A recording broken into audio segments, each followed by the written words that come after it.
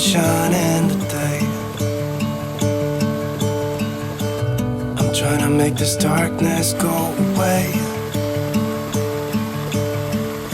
I'll paint with colors and I'll sing until my lungs give out. Okay, for breakfast this morning we are having sourdough pancakes. Look how bubbly that batter is. I think you've seen us make these before. Basically 2 cups of sourdough starter, honey, some salt, and I think that's about it. And a little bit of honey. And yeah, it makes for some delicious pancakes. These are smaller ones. We had some big ones. And guys, just sourdough discard. That's all you need. And look at how bubbly. These are so healthy for you. Give it a try. Okay, we are now making some sourdough rolls.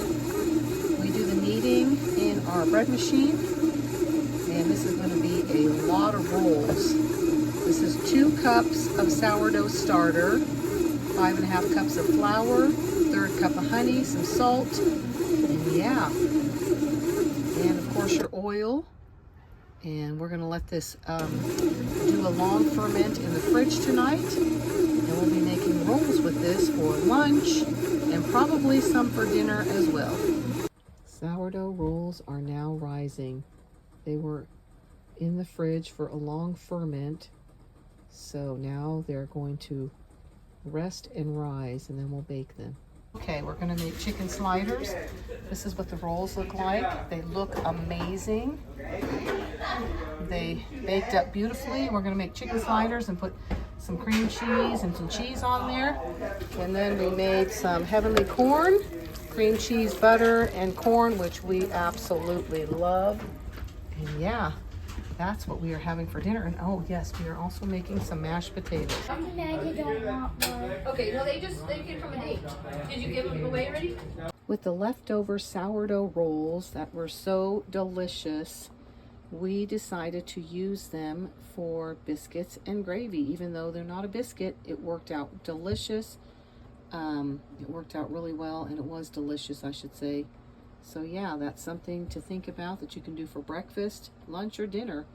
Biscuits and gravy are good any time of the day. But that's how we used up the rest of those yummy sourdough rolls. Okay, I am making some little sourdough discard pizzas for Jean and I. The kiddos are out for the evening, so it's just the 2 of us. And I am using Bubbles here, my lovely sourdough starter. I made a crust with that and put some cheese and then some sandwich meat on there. The bottom looks absolutely beautiful. Let me see if I can do this one-handed. I can show you. Turn this off here. Show you what the bottom looks like. Forgive my dirty stove. Can you see all of that? It is so beautifully browned. All that is, guys, is like a 1/2 cup of sourdough starter, nothing else. Let it go. Put your cheese, your meat on there. Put a lid, whatever else, other toppings you might want on there, put a lid. And guys, you will have the most delicious pizza ever. So give this a try. This was just a simple little meal for Jean and I. I'm going to make him one as well. I don't even know if we can eat all of that because it's very, very filling. But guys, yep, just from this beautiful sourdough starter, all it took was just a 1/2 cup. Spread it around with a lot of butter in your cast iron pan. Add your cheese, your meat, whatever toppings. Like I said, put a lid on it, flip it a couple times, and it makes the most delicious pizza crust you will ever taste.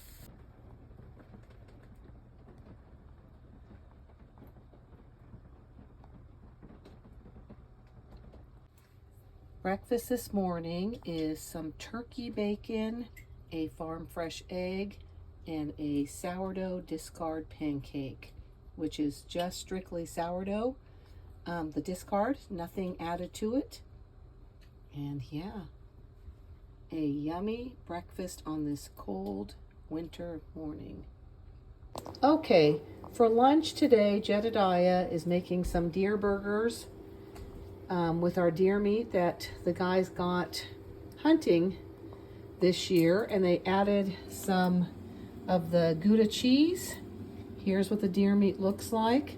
And then he's going to put it on some sourdough bread and toast it, and then add some mayonnaise or whatever to it. And I'll show you what it looks like. But yeah, guys, if you've never had a deer burger, yeah, we spared you having to show you how to fry it up, but it's not that difficult. Season it, fry it up, put some yummy Gouda cheese on it, stick it on some sourdough bread, and yummy for the win. Okay, so there it is. Look at that. On sourdough, it makes it so much better than a bun. Better for you, tastes better. Some chips, some sauerkraut, and yeah, this is lunch on this day. Y'all can do this. Clean out that pantry and don't go to the grocery store. Okay, for tonight we are going to make lasagna. We had these lasagna noodles in our pantry. We have Parmesan and mozzarella cheese that we got out of our freezer. We have some spaghetti sauce, some diced tomatoes. We are going to be using cottage cheese and eggs. We never use ricotta, we always use cottage cheese. And yeah, and then we have some deer meat that I'm going to be frying up. And we are going to have a delicious lasagna meal. And everything was out of the pantry or freezer or the refrigerator. Yeah, so, and along with, we are going to be having some sourdough rolls that are coming out of the bread machine. Okay, this is what our dough looks like. It has done a second ferment, and it is going to be delicious to make some dinner rolls with, sourdough dinner rolls, and yeah, so it is healthy and ready to go, and that second ferment makes it just that much more healthy.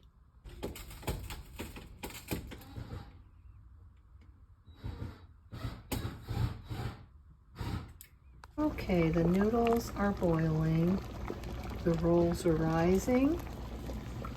I had a red onion that needed used up, so I'm going to use that in the lasagna. Getting that started. And yeah, we are in the middle of making our delicious lasagna meal for this night. Went ahead and added the sauce and the stewed tomatoes. Alrighty, and just like that, our sauce is done. I added the rouse, which is our favorite if we can't make it ourselves, tomato or spaghetti sauce, and then I added some diced tomatoes, some organic ones, just because we kind of like a little bit of tomato in there. So yep, the sauce is done.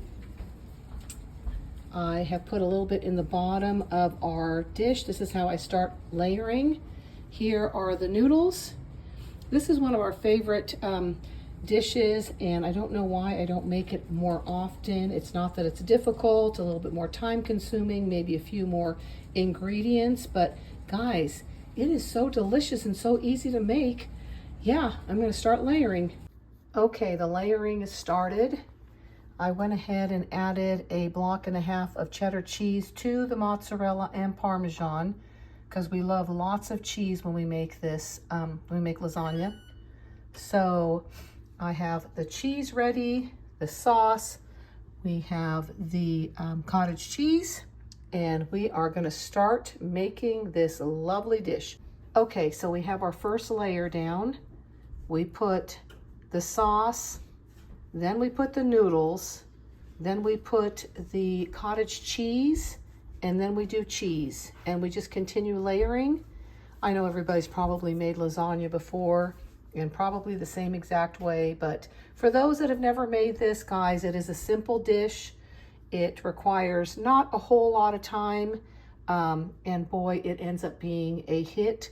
We have company coming over, so we thought this is going to be a lovely dish to just throw together quickly with our cheese and sauce, and these were all things that we had in our pantry. So yeah, that's what we are fixing for this night for the pantry challenge. Totally forgot to film this, but as you can see, it went over well. We had enough to make a small pan as well. Guys, this is the bomb. It's so simple, but so delicious. So this is what we had for dinner on this night. And the rolls went over well. And as you can see, the rolls went over well. Oh my gosh, guys, sourdough rolls for the win. You'll never try anything other than this again once you start. And it's so simple. Just 2 cups of sourdough starter. Okay, our potatoes are getting low. They were starting to get eyes on them. So I realized I need to use them. So I am going to cut them up with an onion and put them in. This is olive oil and some butter in the oven. We're going to roast them, and we are going to have some salmon with that. And I have not quite decided what kind of vegetable we still have left in the crisper drawer. We're getting kind of low, but we do have vegetables in the freezer. So let me get to cutting these up and show you what they look like when I have them all in the pan. Okay, so this is what the potatoes and onions look like before I put them in the oven. They're all chopped up nicely, seasoned up in a nice cast iron pan. And now I'm going to stick them in the oven for probably 45 minutes to an hour, probably closer to an hour. You know how long potatoes take. And these will go along with our salmon. Okay, I found a bag of Brussels sprouts in our crisper drawer. They seem to last a long time. These are kind of rough. I'm going to cut off the bad parts, and then I am going to roast them in olive oil. But yeah, for the most part, I mean, most of that was just the top layer. And yeah, they've lasted this long. So found those in the bottom of the crisper drawer, and they were still good. So we're having roasted Brussels sprouts along with our salmon and potatoes. Okay, this is the salmon that we use. It's from Costco. It's a Kirkland's brand. It is wild caught, which is very important. You want to make sure it is not farm raised. But look at these pieces. They look amazing, and the skin is on the bottom, which I love. That's where a lot of the vitamins and nutrients are. People peel the skin off, but guys, that's where the fatty part is. It's so good for you. So I am going to season these, and when the potatoes and the Brussels sprouts come out, this will go in. It won't take very long, but see, yes, it is boneless and skin on. So always, always look for wild caught, and it has 38 grams of protein for those that might not be eating carbs. Salmon is a great fish to eat, and so good for you.